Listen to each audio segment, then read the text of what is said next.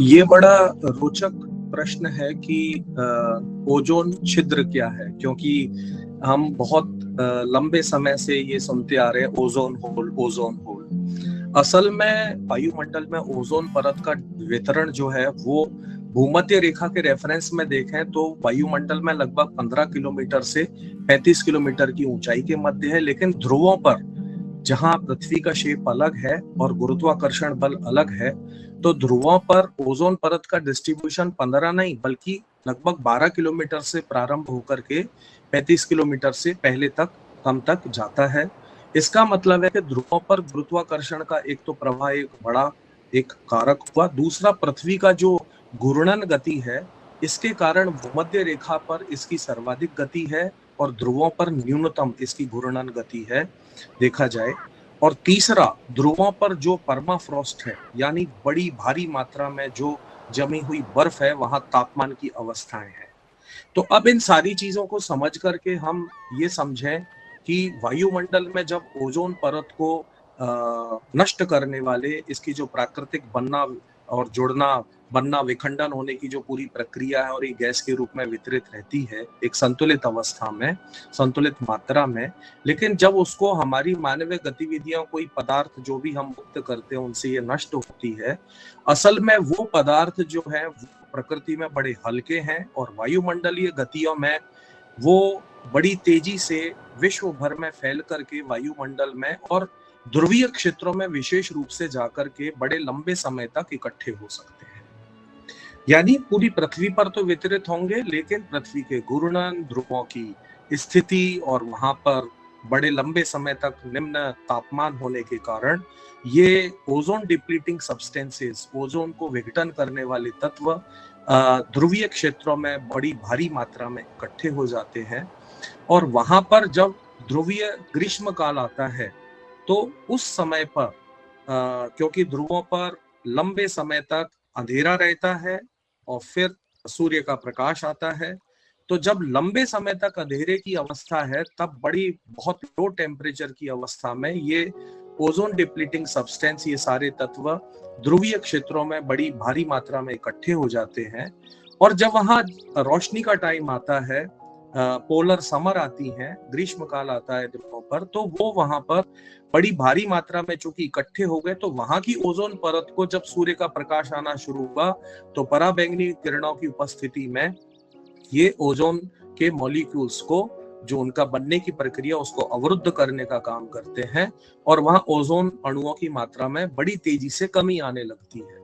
अब ऐसी स्थिति में पूरी पृथ्वी पर ओजोन गैस का वितरण है, लेकिन जहां पर इस गैस के अणुओं का बहुत तेजी से विखंडन हो और वहां उनकी मात्रा तेजी से कम हो, तो अन्य क्षेत्रों की अपेक्षाकृत उस क्षेत्र में जहां तेजी से इनका विखंडन हो रहा है, ओजोन गैस की अणुओं की कमी हो रही है, तो वहां पर उसकी परत पतली हो जाएगी। जब पतली होगी तो उन क्षेत्रों में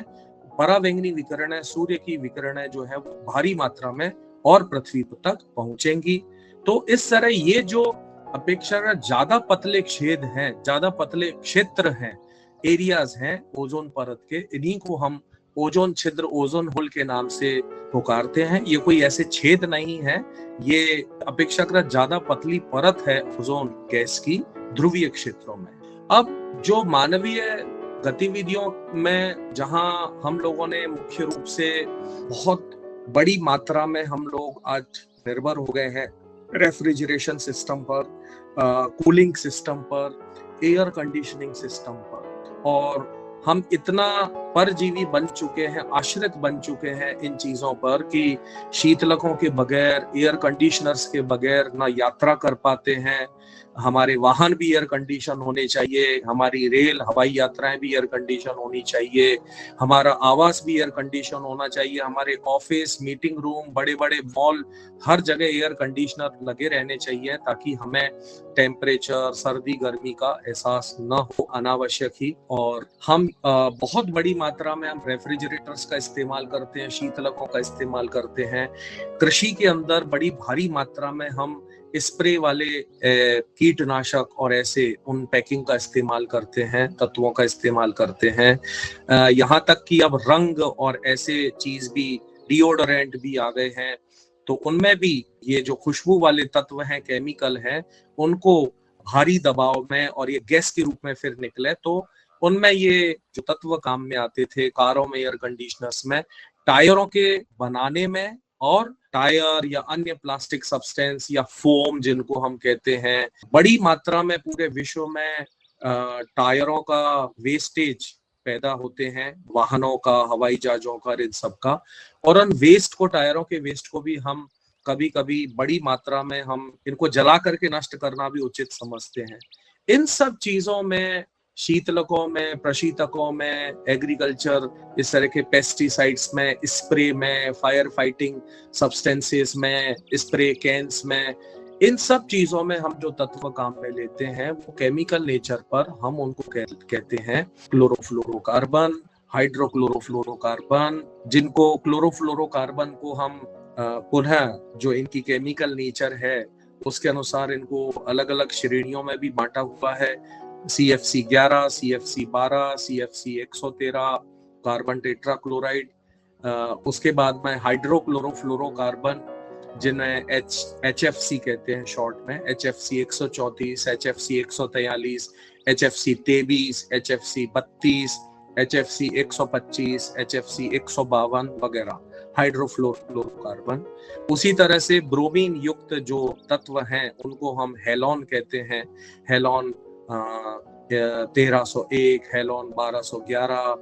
मिथाइल ब्रोमाइड, इस तरह से मिथाइल क्लोरोफॉर्म। तो ये कई तत्व हैं।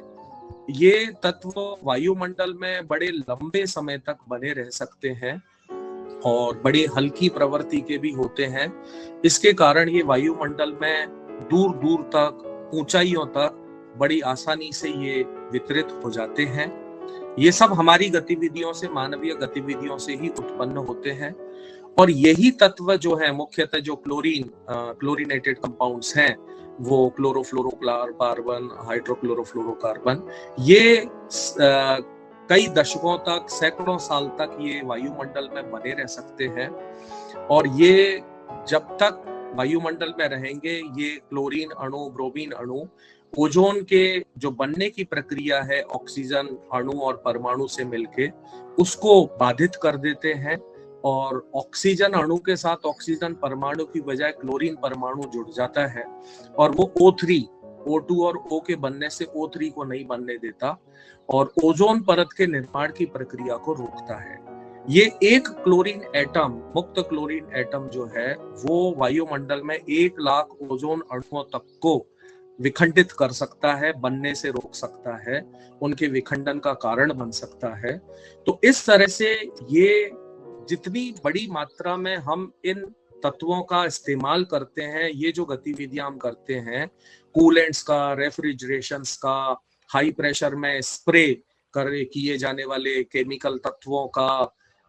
हमारे रहने करने में, आवागमन में, यातायात के साधनों में, मनोरंजन में, किसी में भी हम चीजों का इस्तेमाल करते हैं, तो ये क्लोरीनेटेड कंपाउंड जो है, हाइड्रोक्लोरोफ्लोरोकार्बन, क्लोरोफ्लोरोकार्बन, ये सभी वायुमंडल में ओजोन परत को विखंडित करने का, उसके बनने की प्रक्रिया को रोकने का एक बड़ा कारण बनते हैं। और इसके कारण ओजोन का जो फंक्शन है, अल्ट्रावायलेट रेडिएशंस को भी कंट्रोल करना और पृथ्वी पर तापमान का नियमन में मदद करना, पृथ्वी पर जीवन को बचाए रखना, वो सब बाधित होता है। तो असल में ओजोन परत को खतरा नहीं है, खतरा हमारे पृथ्वी के जैव मंडल को है, ओजोन परत के पतले होने से।